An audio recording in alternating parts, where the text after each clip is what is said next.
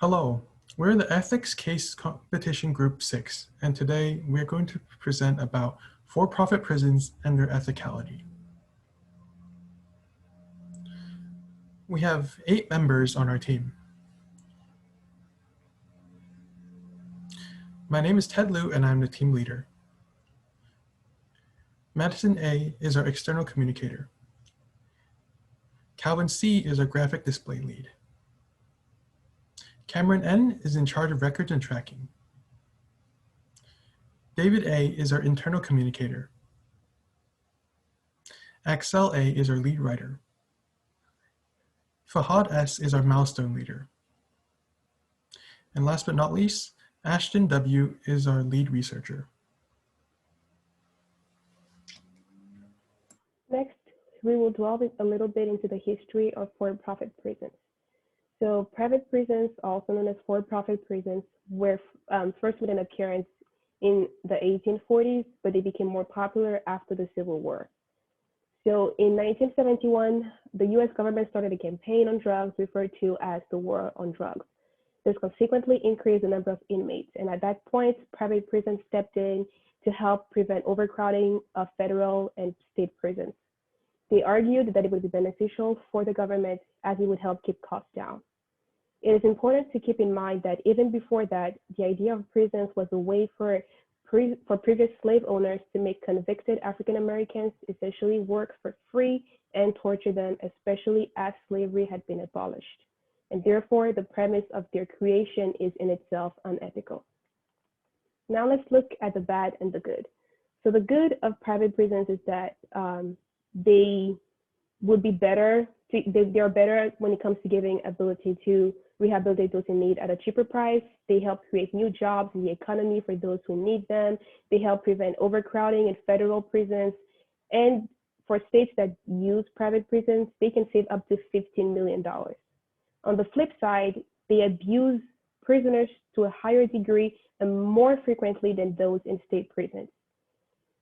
It rehabilitates them at a lesser rate than their counterparts as in public prisons, and there's no actual supervision.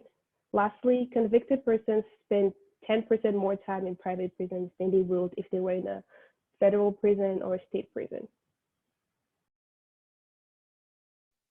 So next, we're addressing the ethical problem of private prisons.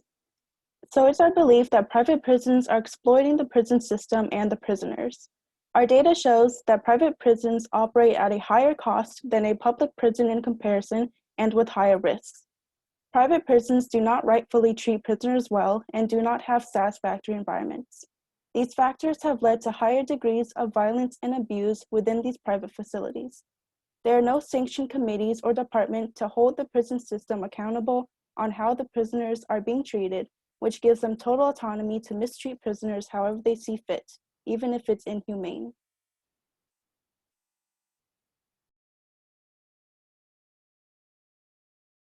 So moving on to facts. So first, private prison costs increased over time, and the rising of per diem rates is a common occurrence. In the studies that we have read, the per diem rates for prisoners increased over the per diem rates for prisoners increased over time. And furthermore, deferred maintenance costs increase because private prison companies do not maintain the facilities.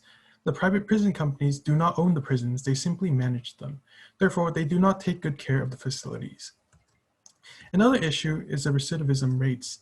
Various studies, including ones by the Minnesota Department of Corrections and of Oklahoma prisoners, show that recidivism rates are worse for private prisons. Another issue, another thing is that private prisons had an inmate to staff ratio of 4.7 and a prisoner to prison guard ratio of 7.1. Next, we will discuss the financials of a private prison.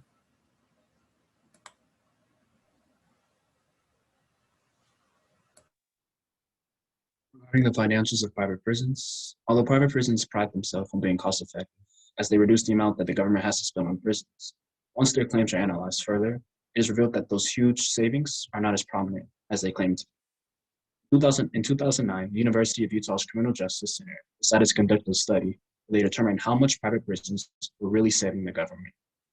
They concluded that at best, the government savings from private prisons were minimal. that they offered relatively little cost advantage compared to state and federal-run prisons. Regarding the legality of private prisons, all prisons are upheld to certain standards, as their inmates, although in prison, still have constitutional rights, which need to be respected. All private prisons are expected to uphold these standards set forth by the American Correctional Association, also known as the ACA. Now, although private prisons are required to uphold these standards set forth by the ACA, the problem is that the ACA does not enforce the prisons to put these policies in place. For example, the ACA only enforces that prisons adopt their policies to fit the ACA standards, yet they do not see to it that the private prisons actually carry out these policies. These problems come to light, as prisons with this accreditation are not shown to be any more safe nor effective than prisons without them. Speaking of legality, there's also a potential conflict of interest between the ACA and the CCA. The CCA is the organization that oversees private prisons and runs them. The conflict of interest comes up as there have been many officials of high power who have been heavily involved in both organizations. One, for example, is the ACA's past president, Darren Hall, who is a former CCA program manager. Along with this are the CCA's vice president and warden, Carly Lappin and Cherry Lindemann, respectively, who also serve on the ACA Standard Committee. This, along with the fact that many private prisons that have fulfilled the ACA's requirement for a legally operable prison have records of unjust treatment of the inmates, demonstrate the uselessness of this legal standard. An example being in 2009 Kentucky, where the CCA operated Otter Creek Correctional Center, which, although accredited by the ACA that year, had over 5 cases of employees being prosecuted for raping and sexually assaulting prisoners. This case being so bad that 2 states felt it necessary to withdraw their female prisoners from Otter Creek following the sex scandal.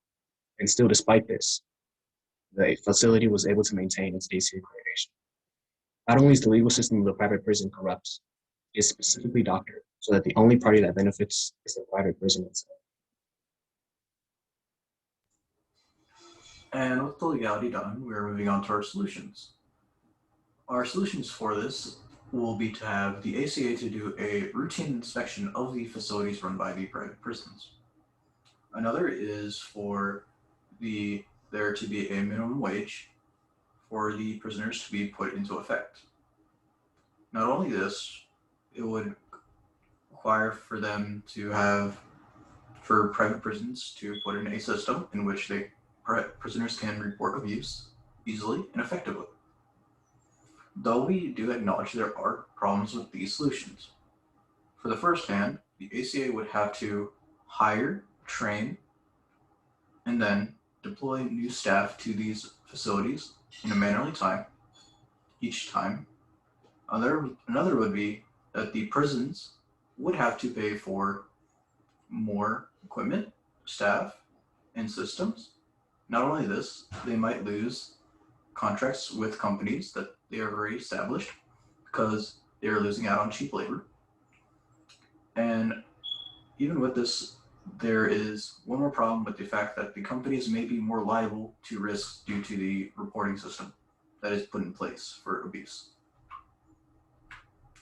Thank you for watching our presentation.